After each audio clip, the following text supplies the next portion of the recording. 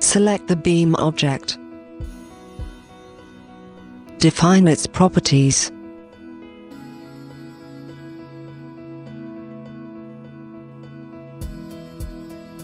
Choose the elevation type. Click to place the first insert point and then move to define the beam's span. You can easily modify its alignment. Set the beam's second point. You can even trace multiple beam spans.